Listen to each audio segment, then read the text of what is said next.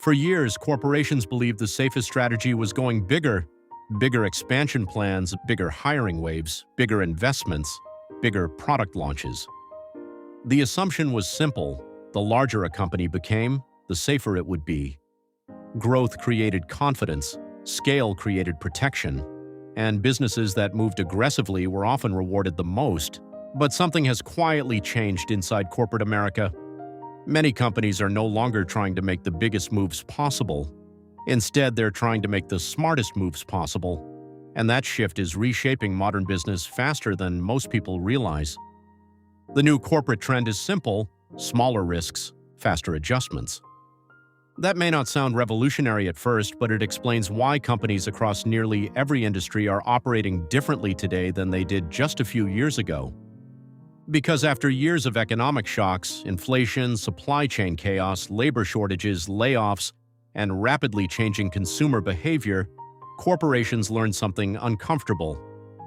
Large, slow-moving systems can become dangerous very quickly, and once businesses realized that, corporate strategy started changing everywhere. You can already see the shift happening. Companies are hiring more cautiously. Retailers are carrying smaller inventories. Tech firms are launching products in stages instead of giant rollouts. Businesses are testing ideas faster before fully committing. Even profitable corporations are acting like instability could return at any moment. Because many executives believe it probably will, that's the mindset shaping modern corporate behavior. Years ago, businesses often built long-term plans around relatively stable assumptions. Companies believed they could predict consumer demand years in advance with reasonable confidence. Today, that confidence is weaker. Consumer behavior changes rapidly. Internet trends move overnight. Technology disrupts industries faster than expected. Public opinion shifts constantly. Economic conditions can suddenly flip in months instead of years. And corporations have adapted by prioritizing flexibility above almost everything else. Look at hiring first. A few years ago, companies expanded teams aggressively because growth looked endless. Businesses hired rapidly, especially in tech, retail, logistics, and corporate services. Then conditions changed. Many corporations suddenly realized they were carrying enormous payroll costs during periods of uncertainty.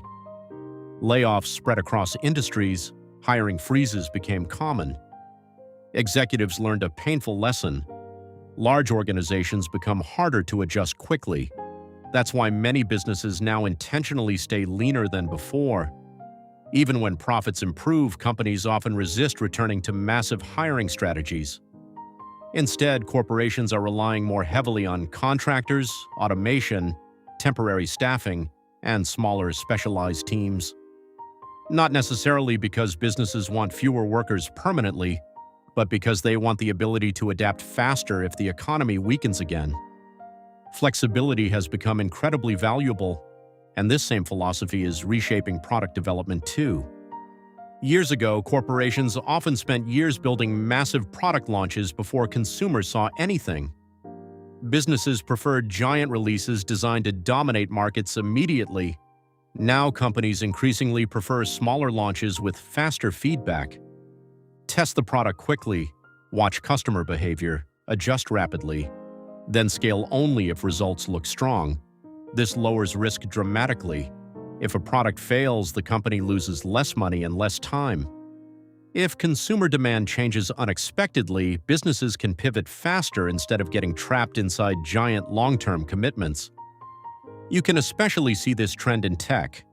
Apps constantly release small updates instead of huge redesigns. Companies test features quietly with limited user groups before expanding them widely. Businesses rely heavily on beta testing, real-time feedback, and continuous adjustments. From the outside, this can make companies appear less bold. Internally, executives see it as survival. Because slow reactions have become dangerous in modern business, and retailers are adapting the same way. For decades, stores relied heavily on large inventory commitments placed months in advance. That system worked when consumer trends changed more slowly, but today, trends move at internet speed. One viral video can suddenly make a product explode in popularity overnight. A week later, demand can disappear completely. That unpredictability has forced retailers to rethink inventory strategy.